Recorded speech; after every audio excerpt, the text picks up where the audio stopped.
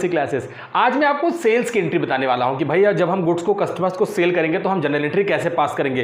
Previous video में मैंने आपको जनरल एंट्री के बारे में कई सारे कंसेप्ट क्लियर कर दिए हैं और जो न्यूमेरिकल टर्म में मैंने आपको बताया है कि बिजनेस स्टार्ट करने के टाइम पे जो कमेंसमेंट ऑफ बिजनेस की एंट्रीज होती हैं, वेरियस कंडीशंस होते हैं, वो मैंने आपको बता दिया है। और लास्ट वीडियो जो इसके ठीक पहले मैंने वीडियो बनाया था उसमें मैंने आपको बताया है कि भाई परचेस की कंडीशन में हम कैसे एंट्री पास करते हैं। बहुत सारे परचेस की कंडीशंस मैंने आपको बताई थी कि कैश परचेस, क्रेडिट परचेस, एक ही ट्रांजेक्शन में कैश और क्रेडिट परचेस के साथ हम कैसे एंट्री पास करते हैं, ये सब मैंने आपको बता दिया है। और आज मैं आपको बताऊंगा कि कैसे सेल्स की एंट्री पास करते हैं। थोड़ा सा रिकॉल करते हैं, मैंने आपको प्रीवियस वीडियो में पढ़ाया है कि हम परचेस की एंट्री पास करते हैं। पहले हम गुड्स को परचेस करते हैं, उसमें अपना प्रॉफिट ऐड करते हैं और उस गुड्स को सेल कर देते हैं। तो आइए थोड़ा सा रिकॉल करते हैं। मैंने आपको कल बताया था प्रीवियस वीडियो में कि हम जो गुड्स होता है जब हम इसको बिजनेस में इंट्रोड्यूस करते हैं तो उसको हम स्टॉक बोलते हैं। इसके बाद अगर हम इसी गुड्स को परचेस करते हैं फर्दर बेचने के लिए तो इसे हम परचेस कहते हैं। और इसी गुड्स को जब हम परचेस को लेने के बाद में उसमें अपना प्रॉफिट ऐड करते हैं और इसे कस्टमर्स को सेल कर देते हैं तो इसी गुड्स को हम सेल्स कहते हैं। अल्टीमेटली मैंने आपसे कहा कि गुड्स ही है जो बिजनेस में आता है, जब हम उसे स्टोर करते हैं तो हम उसे स्टॉक कहते हैं, जो कि लेइंग अनसोल्ड हो जाता है, जो कि बिकने से रह जाता है, जिसे हम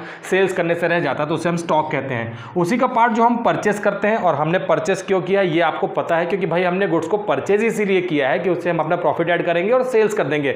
मैंने आपको एग्जांपल मार्कर का बताया है कि मार्कर मैं परचेस करता हूं क्योंकि मैं इस मार्कर को बेचने का बिजनेस करता हूं, स्टेशनरी आइटम बेचने का बिजनेस करता हूं। तो स्टेशनरी आइटम में मार्कर है और मार्कर लाता हूं, इसमें अपना प्रॉफिट ऐड करता हूं और वो बन जाता है सेल्स। अगर मैं आपसे यूँ कहूँ कि सेल्स की जो डिफिनेशन है वो कुछ इस तरीके से बन सकती है कि जो मैंने परचेस किया है, इस परचेज में अगर मैं प्रॉफिट का पोर्शन ऐड कर देता हूं तो अल्टीमेटली मेरे पास सेल्स बन जाती है। अब इस परचेज का मतलब होता है कि मैंने गुड्स को परचेस किया, मतलब मैंने गुड्स को जिस रेट पे रिसीव किया है उसे मैं कहता हूं कॉस्ट।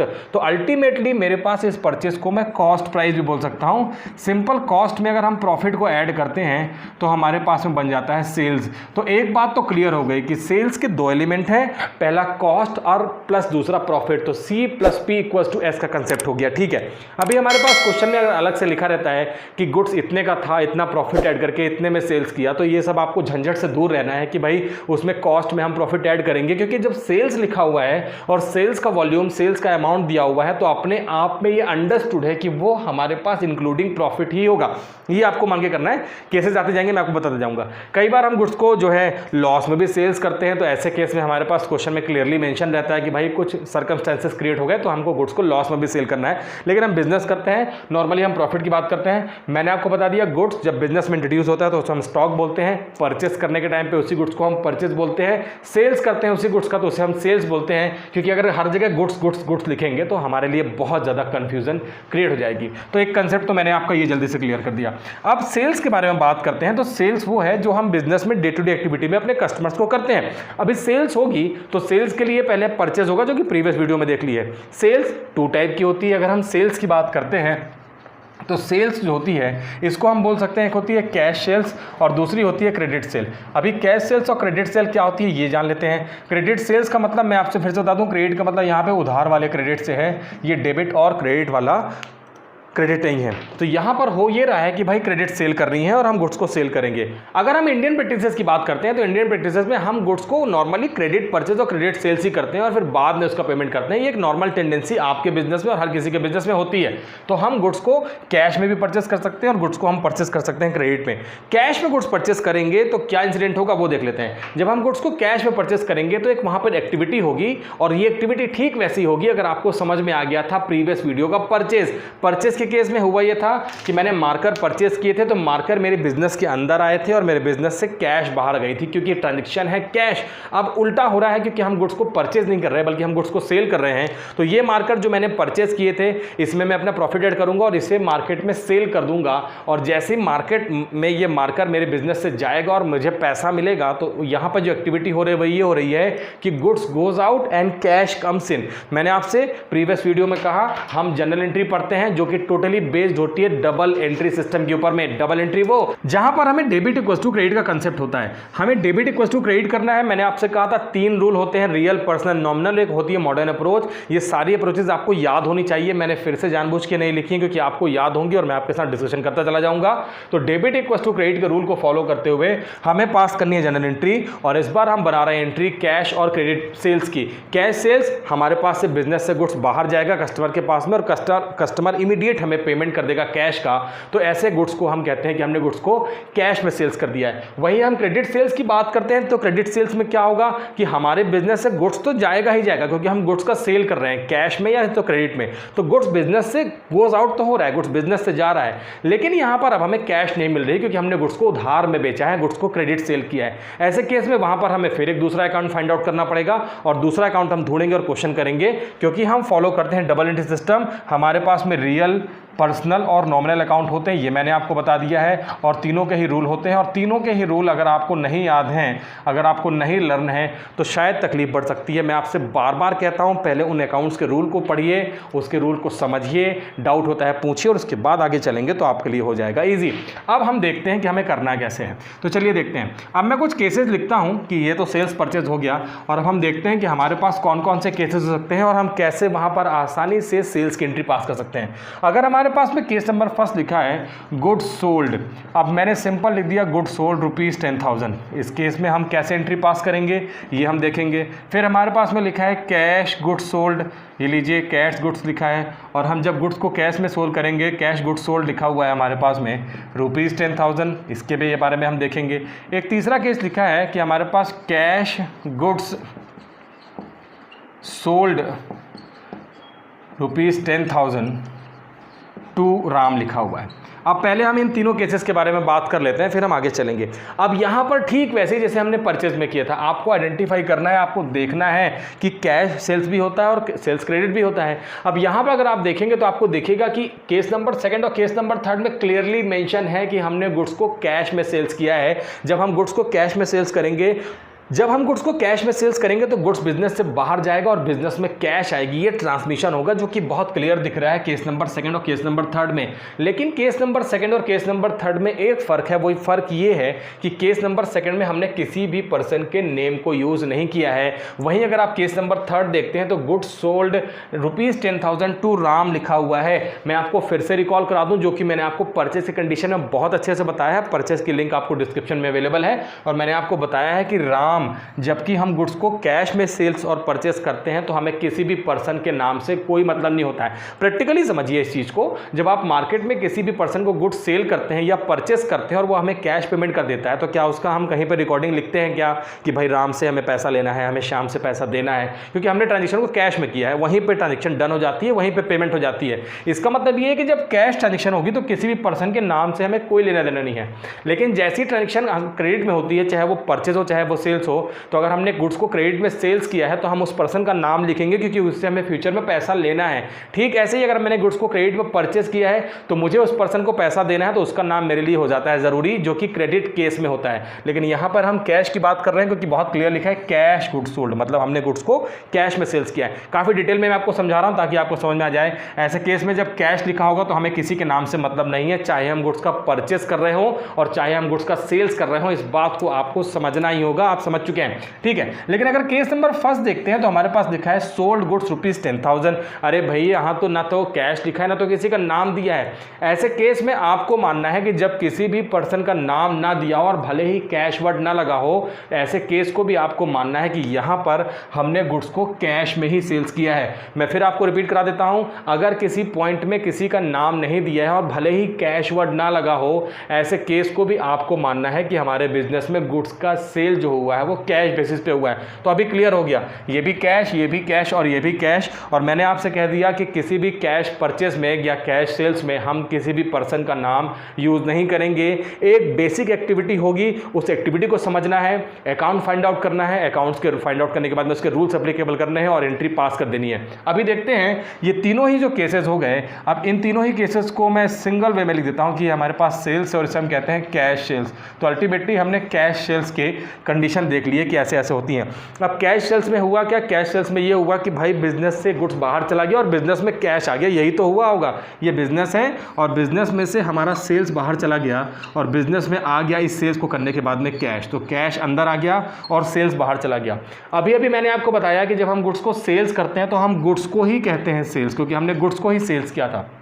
तो जब हम गुड्स कहते हैं और गुड्स हमारा रियल अकाउंट होता है, तो एक अकाउंट हमने फाइंड आउट कर लिया कि भाई ये रियल अकाउंट है। ठीक भाई, अगर हम कैश की बात करते हैं तो कैश को भी हम रियल अकाउंट कंसीडर करते हैं, क्योंकि कैश को भी हम देख सकते हैं, रियल अकाउंट की डेफिनेशन ही है the things which we can see touch and feel. तो ये हमारे रियल अकाउंट हैं, जो कि बिजनेस में एक रियल अकाउंट आ रहा है कैश के फॉर्म में, एक दूसरा रियल अकाउंट बिजनेस से जा रहा है सेल्स के फॉर्म में, गुड्स के फॉर्म में। आपको गुड्स वर्ड यूज़ नहीं करना है, आपको सेल्स वर्ड यूज़ करना है।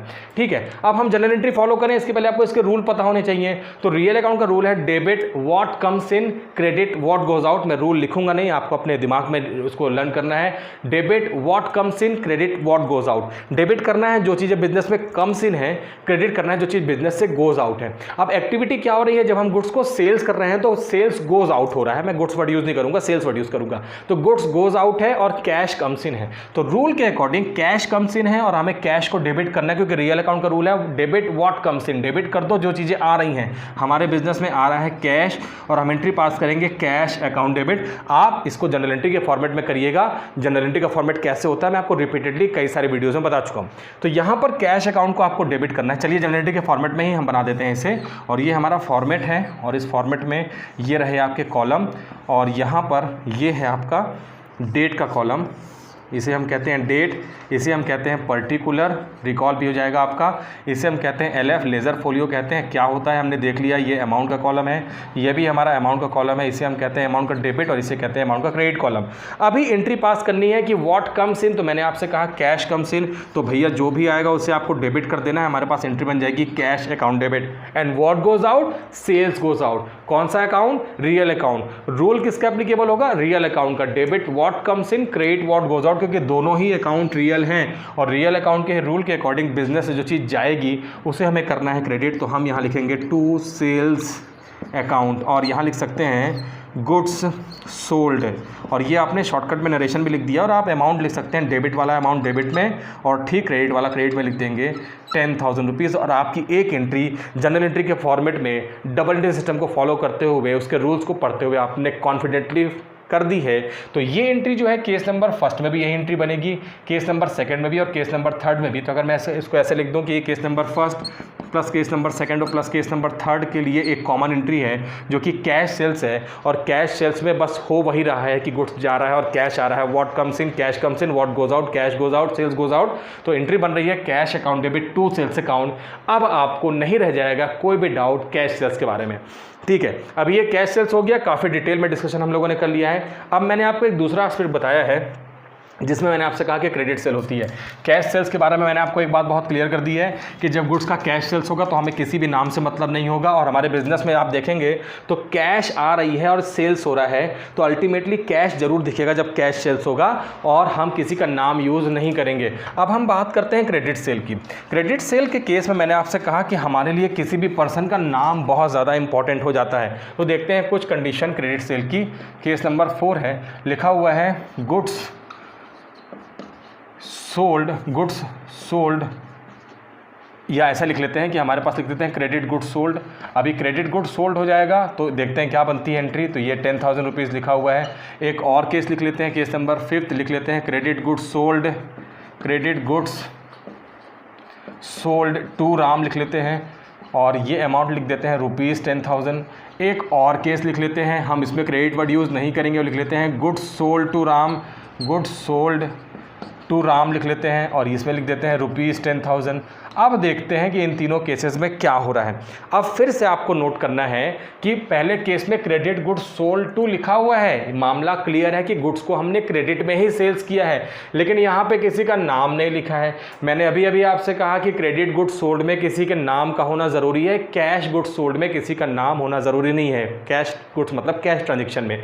लेकिन यहाँ पे हो ये रहा है कि क्रेडिट गुड्स सोल्ड में जो 10,000 रुपीज़ का गुड्स है, ये पक्की बात है कि आपने किसी पर्सन को ही बेचा होगा, कोई पर्सन आपसे गुड्स लेने आया होगा, और ऐसे केस में अगर उस पर्सन का नाम ना दिया हो, ऐसे केस में जब हम किसी पर्सन को गुड्स सेल करते हैं तो वो हमारी एसेट्स बन जाती है। क्योंकि अगर मैं एज्यूम करता हूं कि जैसे केस नंबर 2 में आप देखेंगे कि मैंने गुड्स राम को सोल्ड किया है, तो राम मेरा बन जाएगा जिससे मुझे पैसा लेना है, क्योंकि मैंने राम को अपने बिजनेस से गुड्स दिया है और राम से मुझे पैसा मिलेगा।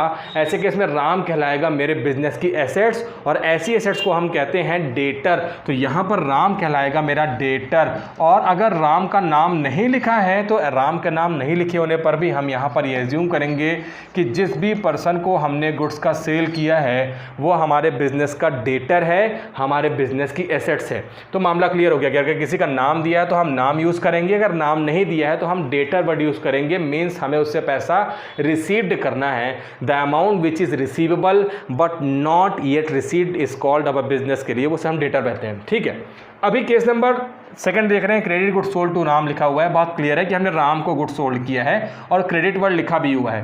केस नंबर फर्स्ट में भी क्रेडिट गुड सोल्ड लिखा था, किसी का नाम नहीं दिया था, मैंने आपसे कह दिया कि डेटर एज्यूम कर लेंगे। और केस नंबर थर्ड में अगर आप देखेंगे तो लिखा है गुड सोल्ड टू राम। अब केस नंबर थर्ड फिर से कंफ्यूजन क्रिएट कर रहा है कि यहाँ पे लिखा है गुड सोल्ड टू राम।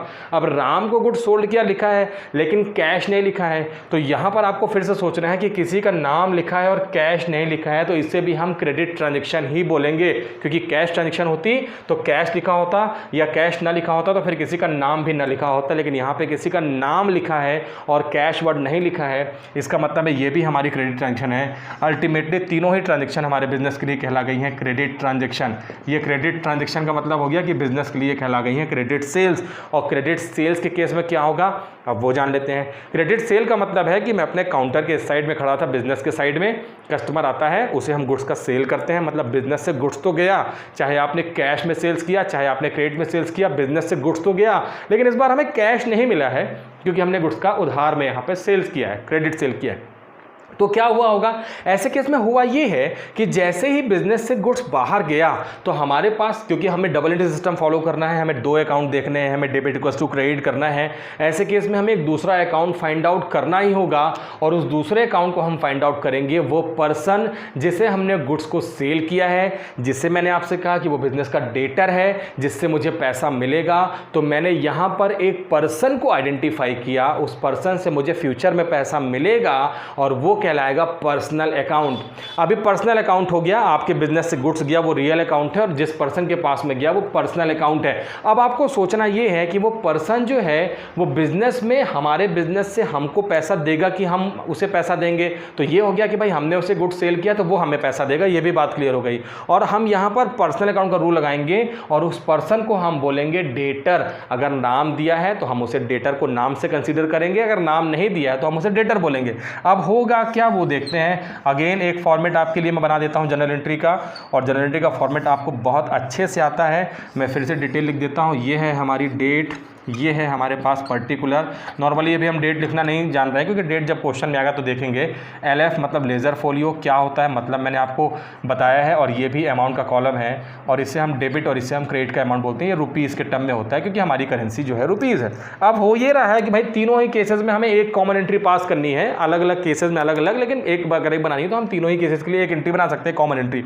और वो एंट्री क्या है कि बिजनेस में हमने जिससे गुड्स बेचा, तो हमने जिस पर्सन को गुड्स बेचा है उसे हम या तो डेटर कह रहे हैं या तो उसे हम राम कह रहे हैं, दोनों ही सेम है। तो डेटर्स या राम जो हैं ये हमारे बिजनेस के लिए पर्सनल अकाउंट है। और मैंने आपसे कहा कि बिजनेस से गुड्स जा रहा है, मतलब कि गुड्स जो है या सेल्स में लिखता हूँ, और सेल्स हमारे बिजनेस के लिए रियल अकाउंट है। ऐसे केस में आपको करना ये है कि बिजनेस के रियल और पर्सनल अकाउंट के रूल, मैं आपसे बार बार कहता हूँ रूल रख लीजिए भाई, आपके लिए आसान हो जाएगा। तो रियल पर्सनल अकाउंट के जो रूल हैं उस रूल को आपको पढ़ना है। अभी अगर आप देखते हैं तो पर्सनल अकाउंट का रूल पढ़ते हैं, तो जैसे बिजनेस से गुड्स बाहर जाता है तो कोई ना कोई वो पर्सन है जो गुड्स को रिसीव करता है, and according to personal account debit the receiver. डेबिट कर दो उस पर्सन को जो आपकी नज़रों में रिसीवर है। मेरी नज़रों में यहाँ पर डेटर, यहाँ पर राम और यहाँ पर राम मेरे बिजनेस का रिसीवर है, तो मैं यहाँ पर एंट्री पास कर सकता हूँ राम अकाउंट डेबिट।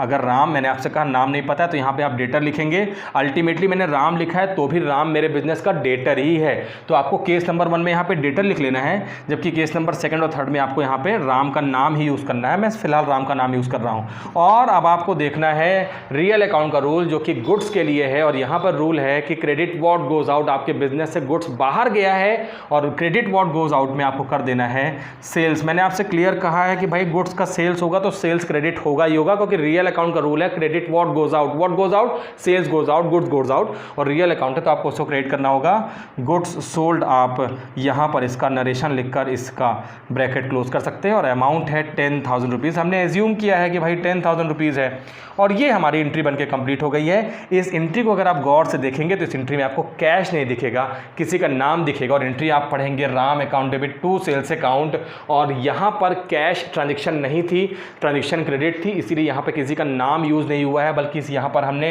राम को यूज़ किया है, नाम सॉरी माफ़ कीजिएगा, कैश नहीं यूज़ हुआ है, किसी का नाम यूज़ हुआ है, और उसे हम कहते हैं राम, या इसे हम कहेंगे डेटर। लिख देता हूँ आपकी जानकारी के लिए, इसे हम कहते हैं डेटर। तो हम डेटर अकाउंट को डेबिट करेंगे, तो हम यहाँ पर डेटर्स अकाउंट को डेबिट करेंगे, और डेटर ही है राम, तो जिससे हमें पैसा लेना है और वो हमें फ्यूचर में पैसा देगा। तो एंट्री बन गई है राम अकाउंट डेबिट या debtor account debit to sales, जहाँ पर हमने कैश नहीं यूज़ किया है और एंट्री को पास कर ली। ये है हमारी क्रेडिट ट्रांजेक्शन। अब मैं आपको एक केस बताने वाला हूँ जिसमें आपको मिक्स दिखेगा कि भाई हमने गुड्स सेल किया, उसमें से कुछ पोर्शन हमारा कैश हो गया है और कुछ पोर्शन हमारा वहाँ पर हो जाता है क्रेडिट। आइए देखते हैं कैसे हम सॉल्व करेंगे उस केस को जहाँ पर हमें कैश और क्रेडिट दोनों ही ट्रांजेक्शन की एक झलक दिखेगी। चलिए लिखते हैं कि sold goods to Ram ₹10,000 and received only 50% amount. अब ये लिखा हुआ है क्वेश्चन में कि भाई हमने गुड्स तो 10,000 का सोल्ड किया है, लेकिन सिर्फ 50%, ज़रूरी नहीं कि 50%, वो 30%, 20%, 80% भी हो सकता है। हमने यहाँ पे 50% एज्यूम किया है। देखते हैं, हमारे पास हमने टोटल जो गुड्स सेल किया है उसका जो वॉल्यूम है वो है 10,000 रुपीज़। अब इस 10,000 के आपको 2 पार्ट कर लेने हैं, 50% जो कि आपने और 50% जो कि आपने कैश में क्रेडिट में किया है। तो 50% जो आपने कैश में किया है इसे हम कैश सेल्स बोल सकते हैं, और 50% जो है क्रेडिट में है, क्योंकि अभी तक जिस भी पर्सन को हमने गुड्स को सोल्ड किया है राम ने 50% का पेमेंट नहीं किया, तो ये कहलाएगा हमारे लिए क्रेडिट सेल्स। अभी कैश सेल्स के केस में क्या हुआ होगा आपको पता है, कैश और सेल्स, कैश मतलब रियल अकाउंट, सेल्स मतलब रियल अकाउंट। तो बिजनेस से सेल्स गया और बिजनेस में कैश आया, रियल अकाउंट का रूल फॉलो होगा, what comes in cash comes in, what goes out sales goes out. According to real account हम एंट्री पास कर देंगे cash account debit to sales account. और यहाँ पर अब आपको देखना है कि 10,000 का 50% हमारे पास आ जाएगा, 50% मतलब कि हाफ, मतलब कि 5,000 रुपीज़। तो भाई राम को हमने गुड्स बेचा तो 10,000 रुपीज़ का था, लेकिन 10,000 रुपीज़ के गुड्स में राम के पास में पैसे की व्यवस्था नहीं थी। उसने कहा कि भाई 50% ले लो, जो कि नॉर्मली रियल प्रैक्टिस में होता भी है। तो उसने 50%, 40%, 30% what ever amount he has उसने जमा कर दिया, और उसके पास में अभी 50% अमाउंट था, तो 50% उसने दे दिया, जिसे हम कैश सेल्स कहते हैं। 50% अमाउंट हमें राम से फ्यूचर में लेना है, मतलब राम हमारा डेटर है, और जब राम से फ्यूचर में हमें पैसा मिलेगा तो वो तो तब मिलेगा जब देखा जाएगा। फिलहाल अभी हमने राम को गुड्स सेल्स किया है, और यहां पर भी गुड्स का सेल्स हुआ है, बिजनेस से गुड्स बाहर गया है, तो 2 सेल्स होगा, ये बात तो बहुत पक्की है। और यहां पर भी अमाउंट आएगा 5,000 रुपीज़। तो हम डेबिट किसे करेंगे, तो हमने गुड्स राम को सेल किया है, राम पर्सनल अकाउंट है, आपको पर्सनल अकाउंट का रूल लगाना है, और पर्सनल अकाउंट का रूल होता है डेबिट द रिसीवर। तो रिसीवर जो होगा उसे आपको कर देना है डेबिट, और यहां पर हम डेबिट करेंगे राम अकाउंट डेबिट, और ये हमारे पास आ जाएगा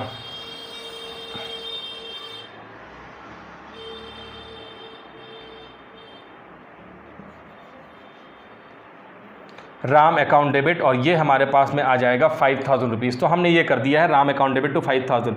अब मैंने आपसे प्रीवियस वीडियो परचेस के कंडीशन में भी कहा कि जब ट्रांजेक्शन सेम पर्सन की, सेम डेट की और सेम नेचर की होगी, यहाँ पे सेम पर्सन की है, राम की सेम डेट की है और सेम नेचर की है कि हम गुड्स का सेल कर रहे हैं, ऐसे में हम एंट्री को ज्वाइन टुगेदर, क्लब टुगेदर कर देते हैं, और उस एंट्री को हम कहते हैं कंपाउंड एंट्री। चलिए हम इस एंट्री को कंपाउंड करते हैं, आपको 2 एंट्री बनाने की कतई ज़रूरत नहीं है। हम एंट्री में आप देखेंगे तो कैश डेबिट है और यहाँ पर राम डेबिट है, लेकिन कॉमन थिंग जो है वो 2 सेल्स और 2 सेल्स है। तो हम एंट्री में एक कॉमन थिंग लेंगे 2 सेल्स, और 2 सेल्स का अमाउंट जो है वो यहाँ पे 5,000 और 5,000, तो टोटल सेल्स जो है वो 10,000 रहेगी, जो कि हमने ऑलरेडी यहाँ पे लिखी है कि हमारी सेल्स 10,000 है, जिसमें से राम को हमने कैश में बेचा था, तो कैश अकाउंट डेबिट, क्योंकि हमने यहाँ पे कैश को डेबिट किया है एंट्री में, तो कैश अकाउंट हम डेबिट कर सकते हैं, और वो डेबिट हो जाएगा 5,000 रुपीज़ से। ठीक वैसे ही यहाँ पे हमने राम को डेबिट किया है, तो आप राम को भी डेबिट कर सकते हैं, कर सकते नहीं, करेंगे ही, और वो करेंगे 5,000 10,000 रुपीज़ से।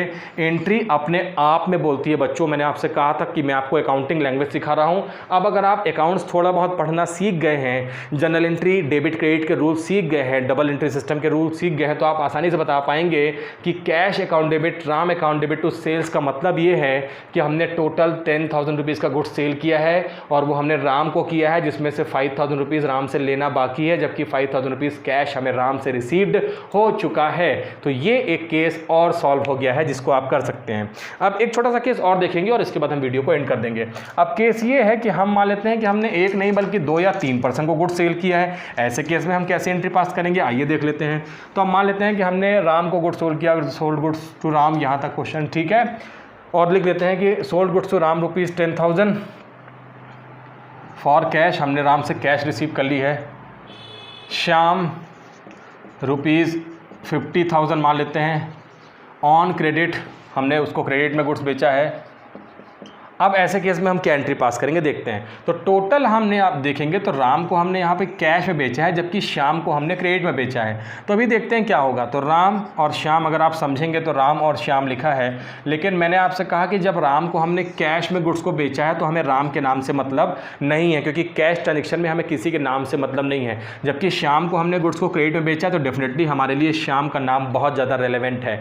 जब हमने राम को गुड्स बेचा है 10,000 रुपीज़ का, तो एक नॉर्मल एक्टिविटी हुई है और उस एक्टिविटी में हम कहेंगे कि बिजनेस से हमारा गुड्स बाहर गया और कैश अंदर आया है, और हम एंट्री पास करते हैं कैश सेल्स की, cash account debit to sales account, और ये एंट्री हमने बना ली है और इस एंट्री को हम बोलेंगे 10,000 रुपीज़ से हमारी एंट्री कंप्लीट हो गई है। देखिए जैसी कैश ट्रांजेक्शन हुई तो कैश आया, किसी का नाम नहीं आया। लेकिन शाम को हमने 50,000 रुपीज़ का क्रेडिट गुड्स बेचा है, तो हमने गुड्स तो बेचा है तो हम टू सेल्स तो करेंगे, क्योंकि रियल अकाउंट है। Credit what goes out, sales goes out, goods goes out, और ये है 50,000 रुपीज़। ठीक है, दूसरा अकाउंट हमने फाइंड आउट कर लिया श्याम, क्योंकि श्याम रिसीवर है, पर्सनल अकाउंट है। According to personal account debit the receiver, और श्याम्स रिसीवर है तो श्याम्स को हम कर देंगे अकाउंट डेबिट टू सेल्स, और ये हमारे पास में आ जाएगा 50,000 रुपीज़।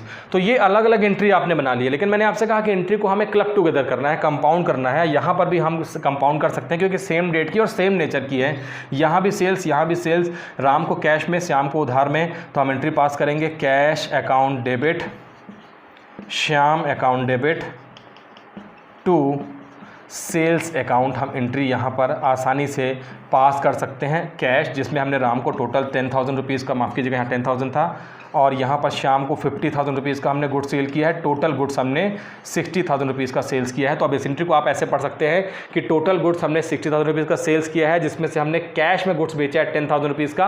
कैश में गुड्स बेचा तो आपको किसी के नाम के लेने की ज़रूरत नहीं है, कैश में बिका है 10,000 का, और हमने शाम को 50,000 रुपीज़ का गुड्स बेचा है, जिसमें कि शाम हमारा डेटर है, जिससे फ्यूचर में पैसा मिलेगा। फ्यूचर में पैसा मिलेगा वो भी हम देखेंगे डेटर से कैसा पैसा मिलता है। तो फिलहाल ये है हमारे पास वेरियस कंडीशन ऑफ सेल्स। आपको ये सारी कंडीशन आती हैं और अच्छे से समझ लीजिए, और कोई डाउट होता है तो कमेंट सेक्शन में पूछिए और अपने डाउट क्लियर करते चलिए। मैंने आपसे पहले वीडियो में कहा था कि हम स्टेप बाय स्टेप चलेंगे। पहले वीडियो में हमने बिजनेस स्टार्ट करने की बहुत सारी कंडीशन देखी, फिर मैंने आपको परचेस की कंडीशन बताई, आज मैंने आपको सेल्स की कंडीशन बताई है। ऐसे किसी नए कंडीशन के साथ में मैं आपसे फिर मिलता हूँ, ये वादा रहा मेरा आपसे। और तब तक के लिए आप इस वीडियो को देखिए, लाइक शेयर सब्सक्राइब आप करते हैं, मुझे पता है। फिर से मिलते हैं, बाय बाय।